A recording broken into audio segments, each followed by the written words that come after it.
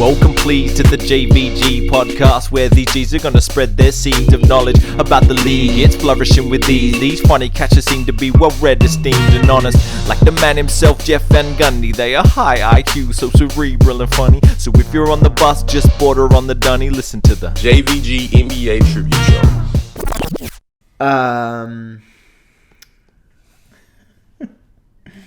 Nah, I'm just kidding.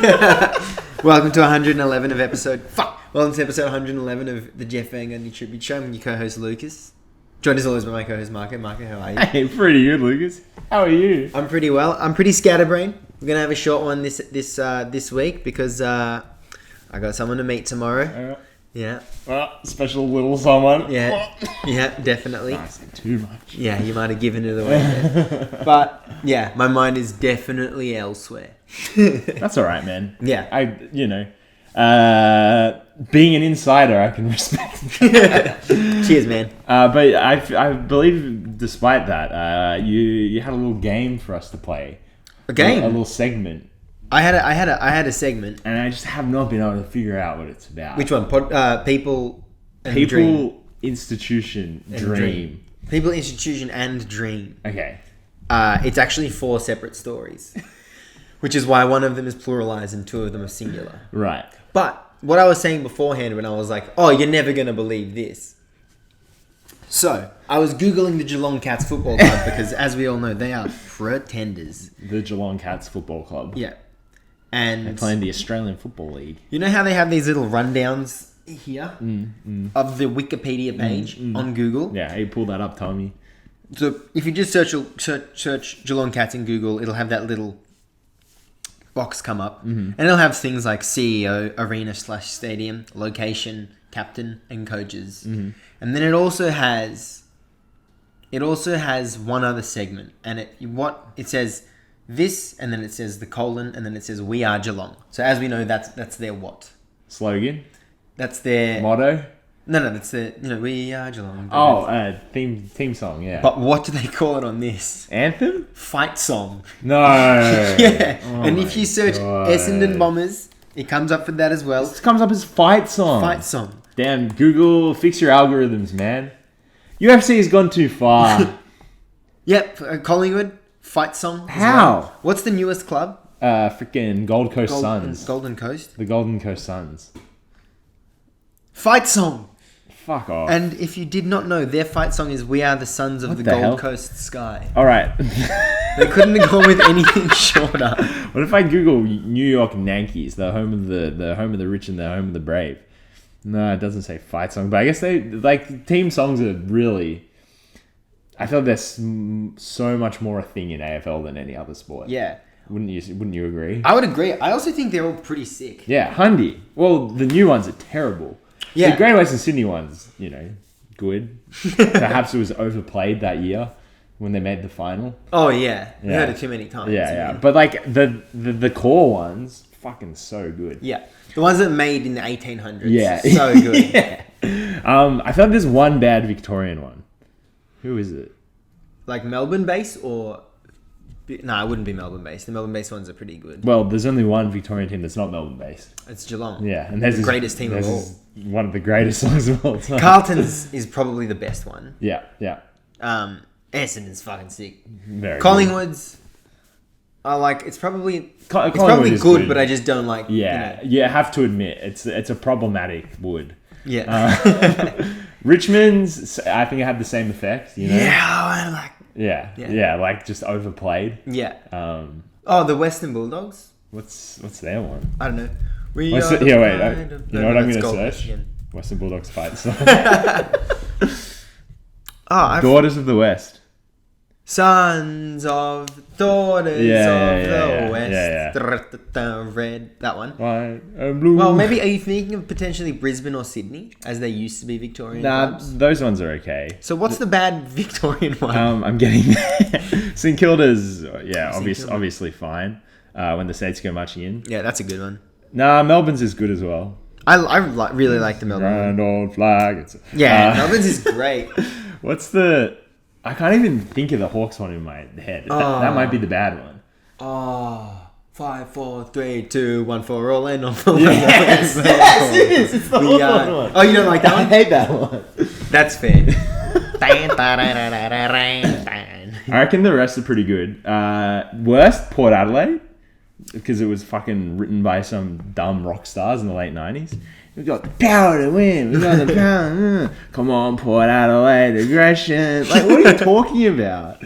And yeah, obviously, Greater Western Sydney is pretty good. Brisbane Lions. No, I can't even remember how that goes. It's the Fitzroy Lions. Yeah, which is yeah. also the French national anthem. Yeah.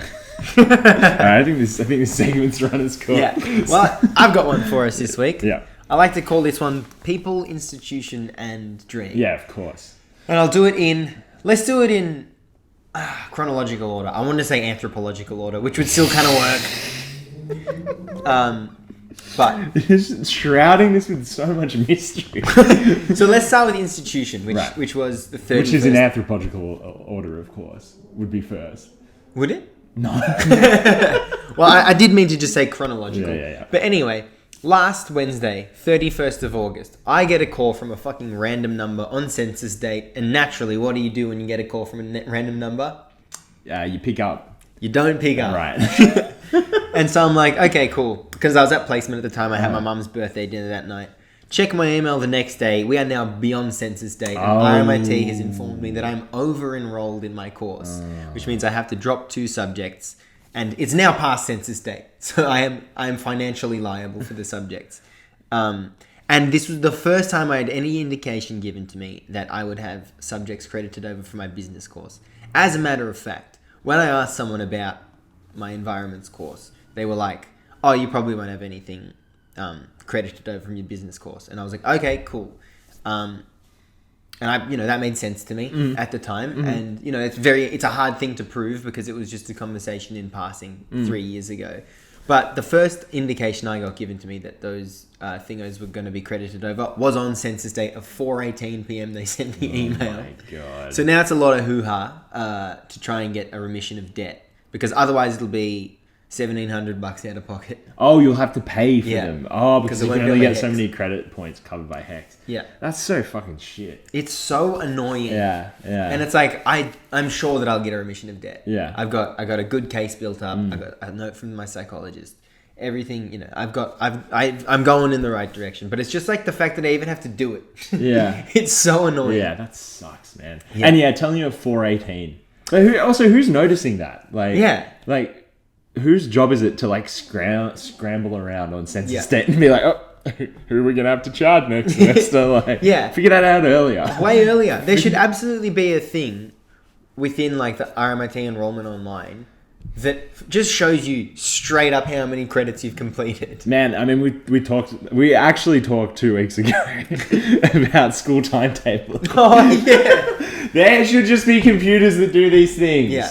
It's the 21st century. Yeah. We put a man on the fucking moon. Yeah, we got a rover to Mars. We got a rover to Mars. Which is fucking... Still fucking up there. That's crazy. I was talking about that... More because we couldn't get it back, but, Is that true? Yeah. Well, the fact that we got it there, I feel like, should be impressive enough. Definitely. But both reckons science is easy once you get to space. What? Because he said he took like a physics course or something, and then another course, an astrophysics or something. I don't know. He said he took 2 courses in uni. Yeah, he watched a YouTube video.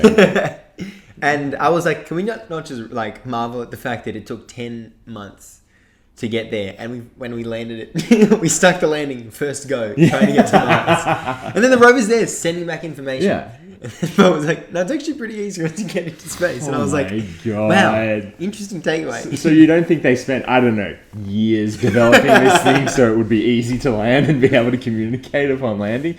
Bro, we sent 10 missions to the moon before one of them stuck. True. Yeah. Did those people die in the other ones? Well, no. Some of them it was just like, all right, we're not going to go to the moon, but we're like going to go close. But a lot of them died, yeah. I'm going to send a monkey. Yeah. What's the fucking here? Let's go Apollo missions casualties. Because it was Apollo 12 that hit it. Do you want to... But like Apollo 1, they all died on the launch pad. 3 of them. It was Apollo 13's the one that went Yeah. very awry. I was thinking of the 12 Apostles. How many astronauts died in the Apollo missions? I just want a number, man. Show us the credit US points. government, man. The fucking NSA is just, man, they're making this enrollment thing difficult for you. Yeah. They're making this moon conspiracy thing difficult for me. Have you seen that tweet? You know when they found that weird cube on the moon a couple, like 6 months ago or something like that? No. So like a Chinese lunar rover, so not as impressive as a Mars rover. Cop that, China. Oh my god, it's the Great Wall of China! Oh my god! We got on one of those Chromecast TVs going, and as I said that, the Great Wall of China came on. Yeah. Anyway, and it's like in the background of a photo they took, there's like this weird, like, perfect cube just like sitting in the background. Everyone's like, what the fuck? Yeah. And obviously everyone's just cracking jokes. This guy very earnestly replies being like, looks like it's like from a set or something that they left behind when they faked the moon landing. I'm very pro that conspiracy. That they faked the moon landing. Yeah. You're right. I really like it. Yeah. I wouldn't participate, but I like it. It's just, it's so funny. Like, I mean, there's reasons for them to do it, but like, it feels like it was almost cheaper to go to the moon than it would have been to fake the moon landing, you know? True. Like, just do it. But the fact is, like, the flag was waving. Yeah. Great argument. I can't fault it. Yeah, I don't know anything about astrophysics. I'm not like Bo. It's easy once you get ahead and once you get your head around it. Anyway, back to my people, institutions, Insitution and dreams. So that's RMIT being a bit of an asshole there. Then people. Now on the last weekend, I had a very negative experience with people, and then a very great one. And in between those things, if we're going chronologically, was my dream.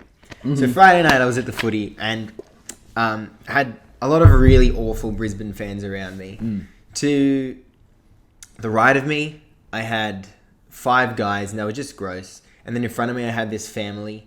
And in the family, there was a man, a woman, 2 girls, and then a grandma. And the guys the guys sitting next to me and behind them were like really, 2 of them were really disgusting and like just saying really gross stuff. And they kept swearing. And then the man in front of us turned around and was like, "Shut the fuck up. We asked you so many times to stop." And I didn't say the F word. He said, "Stop swearing. We asked you so many times to stop swearing." And it looked like he was about to explode. Wow. And then the woman who, is definitely like the mother of the children and then the husband of this man, gets him to sit down. He's like, "You sit down. We asked you guys to stop swearing. That's all we asked you. Just stop swearing." And I was like, fucking hell, Mom. Man. Like, mums are superheroes. And like, she completely diffused the entire situation in a second. Yeah. And like in front of her girls, and I was like, that is fucking like so admirable. And then later in the game, to our left, this Brisbane fan tried to get into like a physical fight with a Melbourne fan who had a disability. Oh, and I was like, wow, that's again disgusting. And then the mum got up and she was walking over. And then the husband was like, just like don't like, just please take care of yourself. And she just looked at him. She was like, he has a disability. And then she went to charge over, and then it had solved itself after that. And I was like, is anyone else seeing this? God, that's like, beautiful. Yeah, she was just like non-stop thing after thing. And then at the end of the game, one of the guys on the end, his scarf kept hitting the grandma in front of him. And I was like, hey man, your scarf keeps hitting the lady in front of you. And then he like couldn't hear me. And then I asked one of his mates, I was like, oh, can you ask your mate to get his scarf to stop hitting the woman in front of him? And the guy said to me, that was next to me, was like, oh, he probably won't listen. And I was like, hang on, man. That's not one of the responses to the thing I just said. You're not even trying. You're just enabling this behavior so much. And then the woman turned around and she was like, don't worry about it. Thank you. But it'll just lead to another fight. And then, as I said, what a rancid atmosphere. It was horrible. And then I got the guy's attention whose scarf was hitting the old lady in front of him. And then he heard me, and then the woman turned around and she was like, you also hit her in the head before. And then the guy on the very end said, oh, fuck off, princess, to the woman like had her 2 kids next to her. And I was like, oh shit. Wait, is this Super Mum again? This is Super Mum and Poison Man said fuck off, princess, to her, and then her 2 kids like saw this, and then the woman just turned around to me and she said, see? And I was like, fucking just bounced off you. Like, that insult just bounced right off you. And then I was like, oh man, these girls' experience in this game must have been really bad. Yeah, that sucks. So then I was like to the one in front of me, I was like, hey man, how old are you? And she was like, oh, I'm 8. And I was like, oh, so you were 7 last year? Because they were Melbourne fans. And she was like, yeah. And I was like, so you remember the grand final?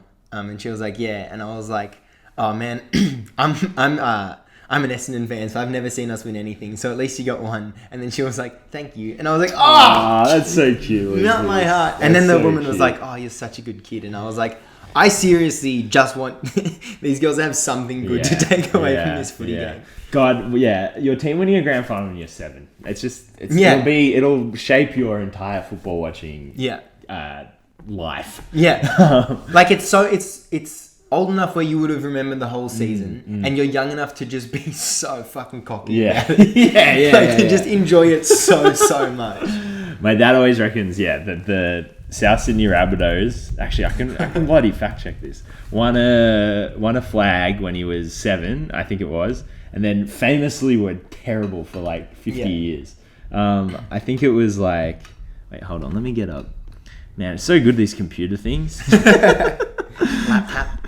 Let's go. There we go. 1971. So when he was 8 years old. Wow, they won their 20th one. Yeah, and they were fucking great. And they won like all throughout his childhood. And then he was like, 8. You're like, okay, I finally get it. Like, I know who one or two players are.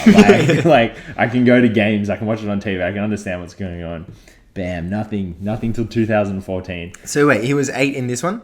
Yeah. So he was 7, 5, 4. So he would have remembered those ones as well. Yeah. Fuck, that's such a good start to your sporting fandom. And then, it's not like they didn't win one for, 43 years? They were bad. They were really, really bad for 43 years. So you reckon this is like us with Essendon? Yeah. Same.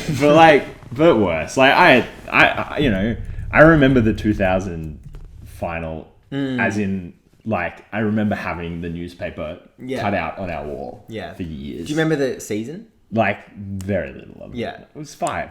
Yeah. Oh, I was... You would have been 4. I was 4, yeah. Do you... 3 and then 4. Yeah. No, I don't remember. No, I was 4 and then 5. No, you were born 96. Oh, yeah, it was 2000. Fuck me. Because I was... Fuck! Yeah. I was 2 for the whole season. Yeah. So I don't remember... Obviously don't remember anything. Don't remember anything. I remember... bits and pieces. I remember the 2001 season better than I remember the 2000 season.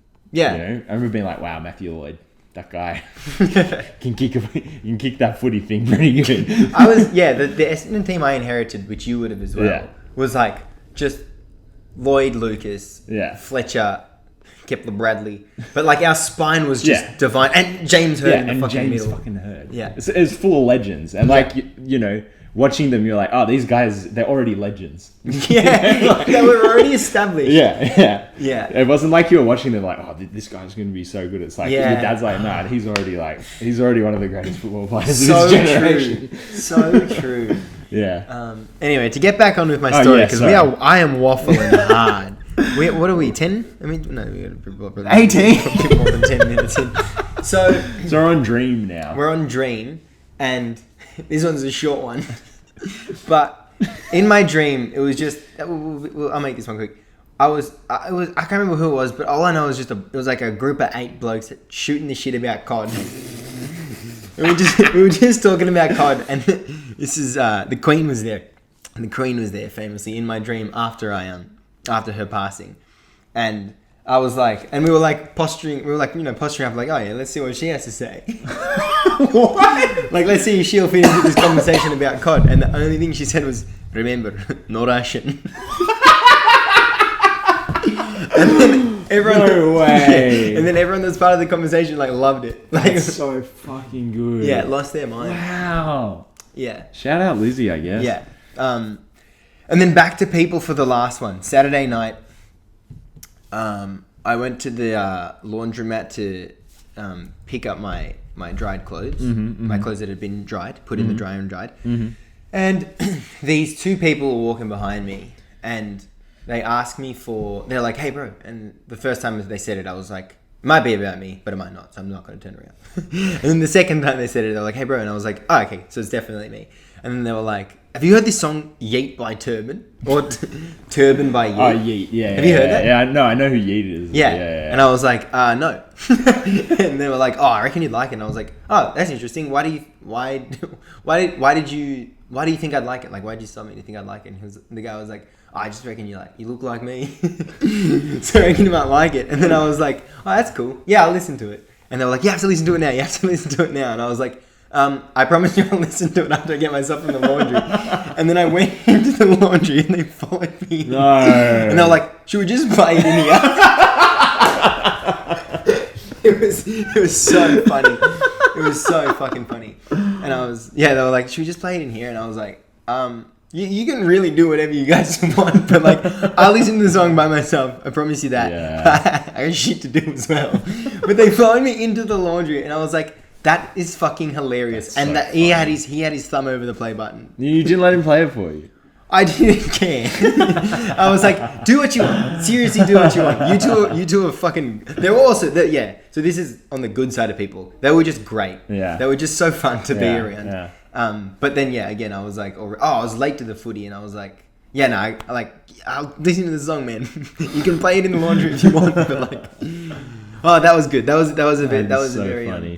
a faith restoration moment. I think he might have famously dedicated followers. Like, Yeah, right. Because what's his name? Andrew Callahan, Channel 5, the old gas no brakes guy. Yeah. He did a thing at one of those fucking Rolling Loud or one of those Oh, yeah. one of those hip hop things over there, and said crowd was dead except for this like weird congregation of Yeet fans. And he wasn't even like close to being a headliner. Oh, true. Yeah. What is he? Is he from Oz or is he from? Yeah, nah, he's definitely American. Yeah. Right. Wait, he was saying Andrew Callahan was saying the Rolling Loud crowd is dead. Oh yeah, well, just like there was, no one was particularly hyped about anyone except for people who came there to see it, and they were doing the classic like "We want you" during other people's sets and shit like that. Right. Yeah. And then there's I mean, go watch the interview, but like he interviews Yeet, he's a fucking complete space cadet. Yeah, right. And then there's like these two girls who are just like. They're just saying some pretty X-rated shit. Right. Yeah. And they don't look very old. That's all I'm saying. Well, he's born in the year 2000. Fuck, that's so crazy, man. It's so crazy you can be born in the year 2000. And Paige Scott, Essendon, soon-to-be legend. Maybe like give her 5 or 10 years. But like I don't know. She's future legend. I went on a player profile, born 2004. Fuck me. Dude, she might be 17. No fucking way. Didn't she kick 3 on the weekend? Yeah, she kicked 3. Did you watch the highlights? Fuck me. Nah, I didn't watch it yet. Yeah, But I watched it. We fucking smashed them. Yeah, because what were we doing? We were doing some Sunday night. Sunday. I was definitely out. 25th of June 2004. Okay, so she's turned 18. 18. Yeah. Golly gosh. Yeah, she's so good. Man. Oh, there would be no better feeling than that. What? Kicking 3 big ones. Yeah. Over in fucking merry old Perth. She loves kicking goals as well. I think you need that from a key forward. Yeah. You just need someone that wants just a goal hog. But you need that. Yeah. You need someone that wants to like mark the ball.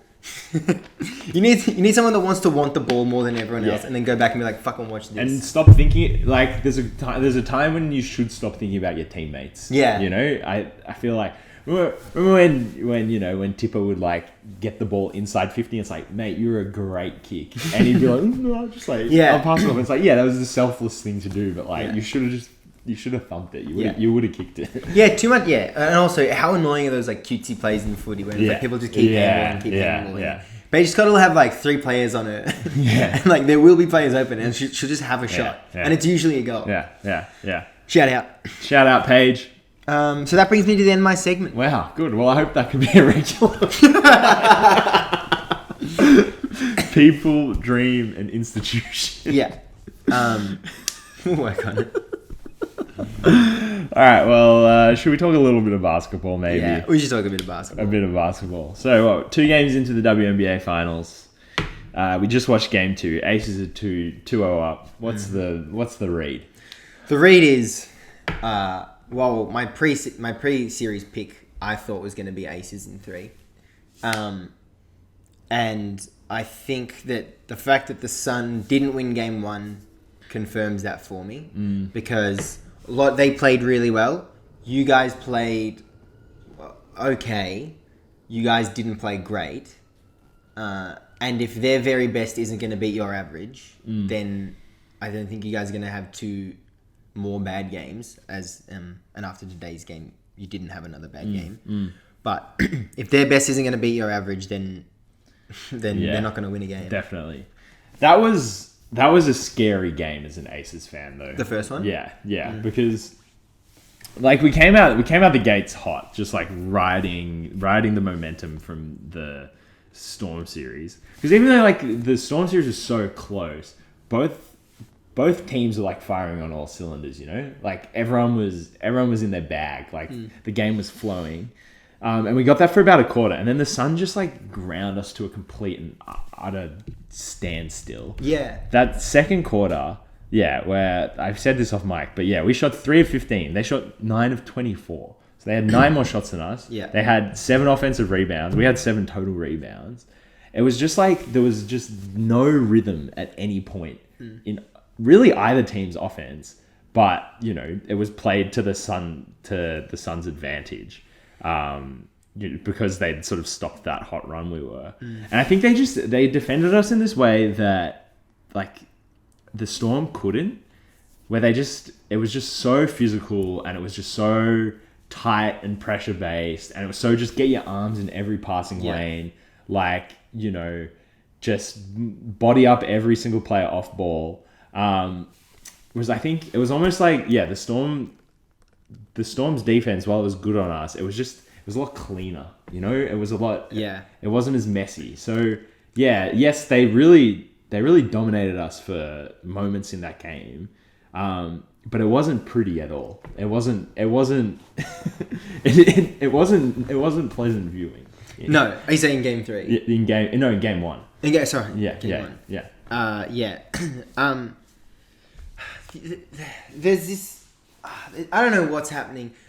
I feel like Connecticut has all the tools to beat you. I just feel like they would need to change a lot of the way they play. Like, as you said, they are so physical. And that's not just Alyssa Thomas.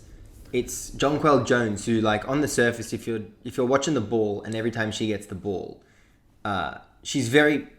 I want to say passive, but she's also very silky and fluid. But if you watch her off the ball, she is, like, banging into players all game long. The way she fights for post position is like, she fights. Yeah. She'll hit you and she'll take a hit, and neither of them will flop. But she'll really fight. And then sometimes she'll like charge into the key for a rebound, and she gets a lot of offensive rebounds, and she'll like clean something up on the way. And I think that a lot of Connecticut's players have that in them, but they need to bring that into their offense, I feel. Yeah, definitely. And they need to bring maybe not only that into their offense, but that mindset into their scoring. Because back to that passivity that they play with, they do need to just sometimes mix on their player and try and generate a shot especially when the Aces clamp down, because you guys go on massive defensive stretches, and the game is calling for players to play beyond their means. Although I wouldn't even say it's playing beyond their means for the Sun. I think all these players have this in their game. They just don't use it. Yeah. But I just think that if they didn't win game 1, since Erica Hamby got subbed in the third quarter of game 1, you guys have just been on a streak since then, and I think that's going to go until game 3. Yeah. And that was so nice. It was so nice. You know, obviously with her injury, she looked so shaky in the last series. She came in, she just fully flipped the game on its head. I thought we were done. Like, we had no flow in the offense. Everyone looked... I think that's the thing about playing the Sun, is whether or not they're getting buckets, they are exhausting your players so much that even when you get a stop, like, you don't have the will. You don't have the will on the other end to sort of like generate a bucket. So it's nice to have when you have such a short rotation like we do, to get someone who was just fully fresh and could sort of disrupt the game. I think that's all she did. I think that's all that really turned the game on its head, was like fresh legs from Hamby. And obviously she's just like such a good rebounder in a game where we were getting absolutely destroyed on the glass. Yeah. You guys, in today's game 2, you went 2 deep, which is not that many. But you guys have been routinely bringing one player off the bench in Raquan Williams. But you got a touch under 40 minutes. That's a touch under a game at one position from the bench, which, you know, you guys didn't get that at all in your series against us. And then you would have had a little version of that in game 1 of this series. And also, Asia Wilson had bench time this quarter, which straight up, I reckon maybe game 1 against us was the last time she was benched. Asia and Chelsea were both sitting at the same time at the end of the first. And when we went on like a 7-0 run or something. And it was like, all right, you know, they've both been so key to our offense. I think also in this series, like when Asia's not on the floor, that's probably... I mean, look, I'm looking at it now. She was on the bench for 1 minute. 3, wasn't it? No, because then there was 2 minutes of garbage time. Yeah, that's fair. But in this series, like Asia is going to be so crucial defensively as well, because she's the only... She's really the only strong... Like, there's probably 3 players on the Sun who are, you know, strong or doggedly enough to you know, go mano a mano with her. Like, Jonquil Jones and Alyssa Thomas, definitely. Joanna Bonner is she's just got freaking stick strength. Like, she does. She's got a bit of Brandon Ingram about her strength. Yeah. Tinier beast. But yeah, you're right. That's so valuable. And yeah, it was the first time all playoffs where I've been like, both of them were sitting and I was like, oh, I'm pretty happy with what's going on. Like, Dearica Hamby and Kia Stokes were both, you know, we're at the 4 on the 5. Yeah. And it was like, it was working. I don't know if that's the matchup or if we're just finally we have the fitness. It's weird to say, like, coming into the second game of the WNBA Finals, like, finally the team's, like, fit and informed enough to, like, ready to go. They were happy to go, like, 7 deep. But that's what it felt like. It felt like, because the moments when, I mean, Raquan Williams has been good, but like the moments when our starting 5 weren't on in the last series were like the scariest moments. I think. Yeah, definitely. Oh well, Raquan Williams got pretty hot 2 of those games. But I do know what you mean. Yeah. Especially defensively. Yeah. I don't know what. Well, I feel like you have to kind of completely reconstruct the way the Sun have been playing if they have a chance to. Like, forget about them winning the series. For them to win a game, I think that you need to kind of tear it down, then build it back up. But, like, you can't do that in a game. No. Especially, like, not only their side of the game, you also have to hope that you guys come out of your flow. Yeah, exactly. Which is, as you just said, you've hit your peak at the right time. Yeah. But they disrupted our flow so well in game 1. So I think that's in them. I think they still have the ability to do that. I think... You know, I think like today, Kelsey Plum came out with more to prove. And yeah, I think the game just got away from them early. But yeah, you're right. What is the Sun offense? Like, because their ball movement's fantastic. Yeah. And they love doing that, like 2 players cutting, the sort of like, you know, give and go thing. And sometimes it just cuts us wide open, you know? Like, there's so many... Courtney Williams got so many tasty passes, like, inside. Joanna Bonner as well. Like, you know, who's been shooting just 2 of 18 over these 2 games. Oh, my God. It looks like it. It looks bad. It really looks like it. But, you know, like, that seems to be the only way that they can really create a shot is, like, through that, you know, cutting ball movement. They're not getting like any open looks on the perimeter. Like, you know, they were the second worst 3-point shooting team in the league this season. And yeah, they shot 3 of 14 and 5 of 16 in each game. Yeah. So not good accuracy, not good, not good. What's the freaking word? Capacity. I want to say capacity. Volume. Yep. So then it's like, what do you do? Like, what should your offensive game plan be here? You know, like you got an extremely offensively talented center in Jonquil Jones. I think you should just be giving her the ball more. Yeah, and then she also has to do more herself. Yeah. Where is she? today. Oh, I thought she had 2 of their threes, which would have made the 3-point picture even worse for the extended team. But yeah, I think she needs to think to score when she gets in the post. Stop waiting for the double team. I think, because you're taking away your shot as well. Like if she just gets the ball and goes, and then if the double comes, react to it. Yeah. But I don't think she should be waiting for the double team as much.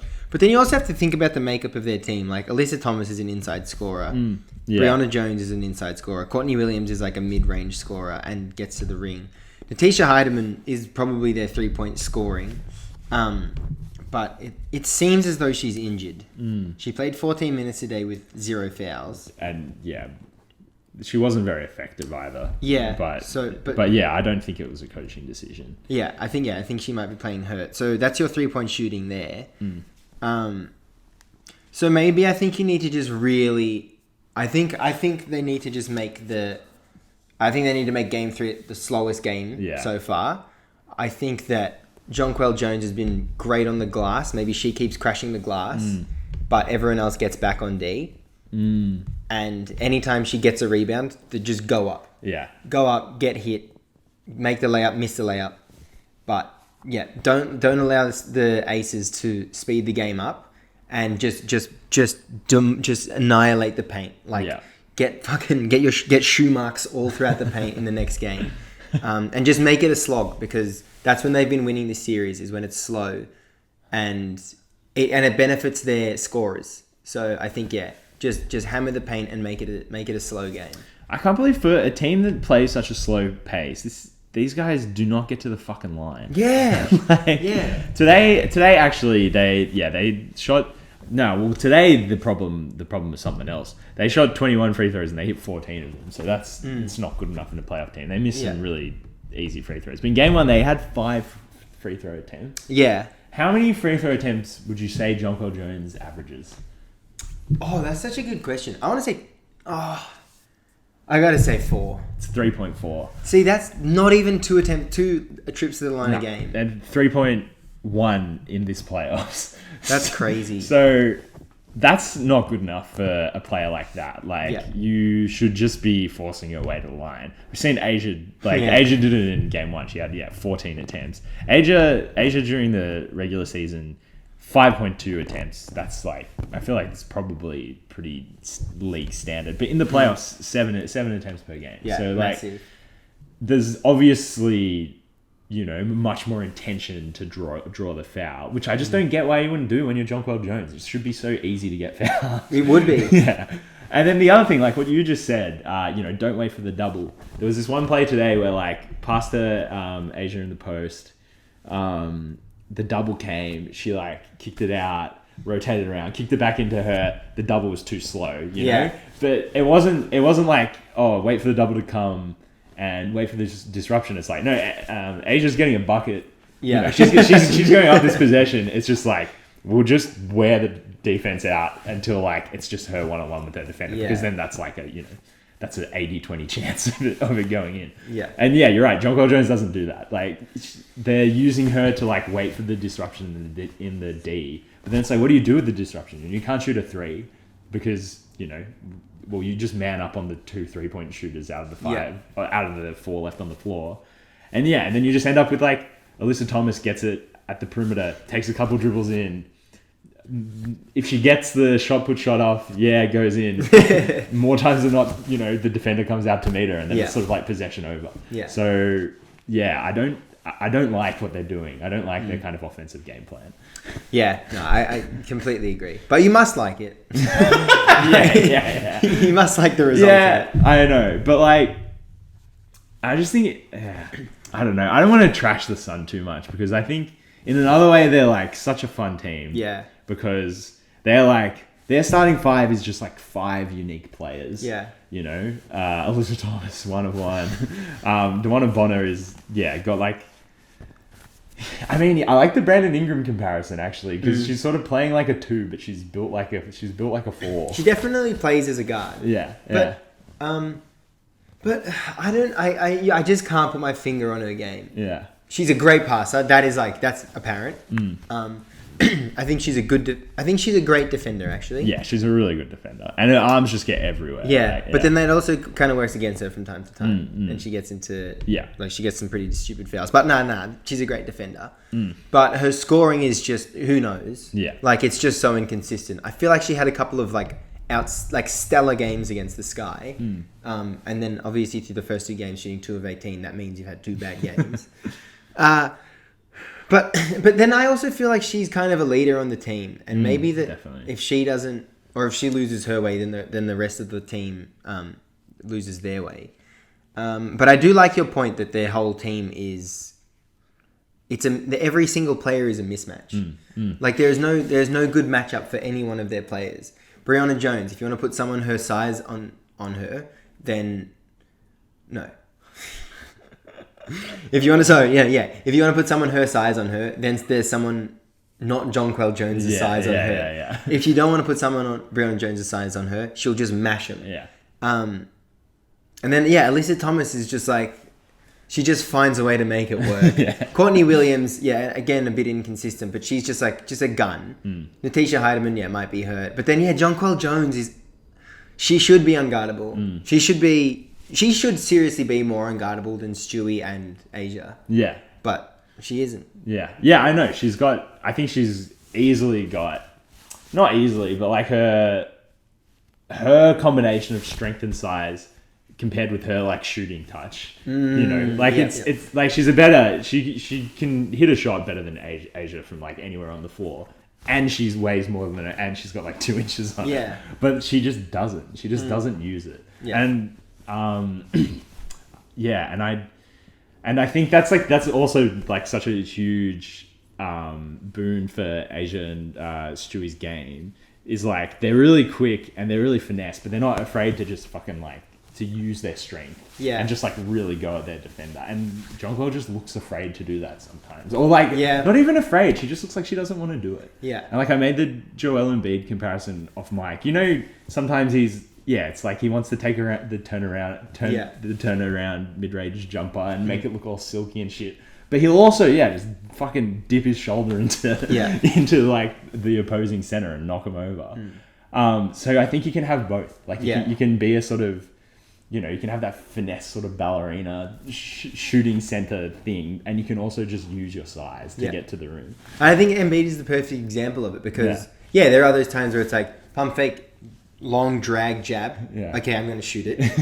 And then there is the top of the key 3. And then also he leads the league in free throw attempts. So it can happen. And she's the type of player that needs those touches. And I think she would terrify the rest of the league if she was more aggressive at getting to the cup. And she did, she was last season's MVP. And there still feels like there's another level to her game. Maybe we should look at it like that. Let's not be like, Jonquel, come on. It's like there's another level for you to unlock, man. Like the Sun, if the Sun don't win this series, don't be despondent because there's probably another iteration of a Jonquel Jones led Sun team that makes an WNBA Finals pretty quickly. Maybe she needs a different supporting cast because I think this one might have run its course. Yeah, I agree with that. But like, she's the man, if you will.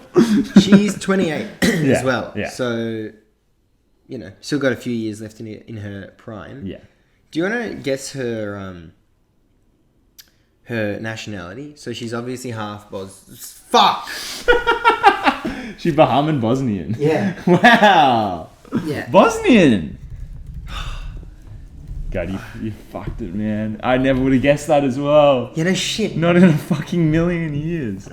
God damn it. What the hell? Okay, but... She's born in the Bahamas. Where's the Bosnian part, though? Yeah.